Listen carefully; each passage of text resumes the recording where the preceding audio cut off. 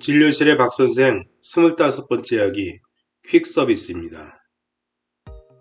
어느 병원 진료실에서나 가끔 볼 수 있는 광경인데 환자의 보호자가 환자를 대신하여 약을 처방받으러 오는 경우가 있습니다. 이럴 때 환자의 보호자와 의사 사이에 처방전을 끊어주니 안되니 하면서 갈등이 일어나기도 합니다. 어떤 보호자는 처방전을 대신 안 끊어준다고 욕설을 하기도 하고 시비를 걸기도 합니다. 우리나라 사람들은 약국에서 약을 살 때도 직접 가서 사기보다는 부모나 식구들을 시켜서 증상이 어떻다고 알려주고 약을 사는 경우가 많았고 지금도 그렇습니다.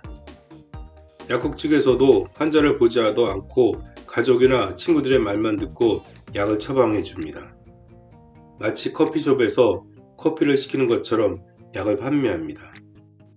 아직도 그런 사고가 남아서 병원에 와서도 증상만 말하면 가족들의 약을 주는 줄 아시는 분이 있고 실제로 그런 사람이 많습니다. 몇 번 진료를 본 사람이 가족이 진료실에 와서 학교 때문에 혹은 직장 때문에 라고 하면 규정상은 안 되지만 처방전을 끊어주는 경우가 종종 있습니다. 그런데 어떤 분은 진료를 보고 나서 한 번도 오지 않은 자기 가족의 상태를 말하고는 처방전을 끊어달라고 합니다. 그러면 웃으면서 환자분을 모시고 오셔서 치료를 받으라고 하고 달래서 보냅니다. 원래 환자가 없는 상태에서 진료를 볼 수도 없고 처방전을 발행할 수도 없습니다.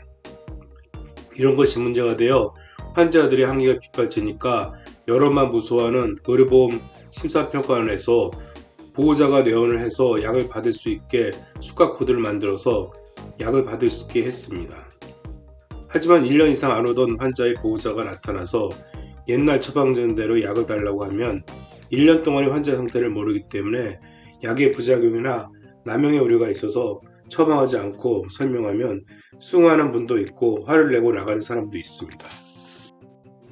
한 번은 이런 일이 있었습니다. 진료를 받았던 환자의 어머니가 병원에 왔습니다.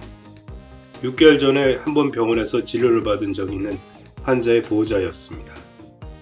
지방에 있어서 올 수가 없으니 저번하고 똑같이 처방전을 끊어주세요. 환자분이 직접 오셔야겠는데요. 너무 오래 안 오셔서. 지방이라서 올 수가 없다니까요. 아, 그래도 오셔야 됩니다.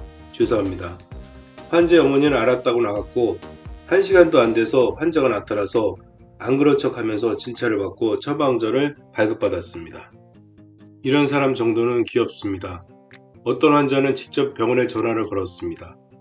제가 바빠서 다른 사람을 부를 테니까 처방전을 끊어주세요. 죄송하지만 직접 오셔야 합니다. 아니면 적어도 직계가족이 오셔야 끊어드릴 수 있습니다. 알았어요.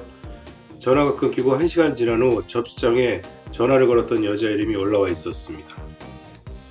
여자의 이름을 부르자 한 남자가 진료실에 들어왔습니다.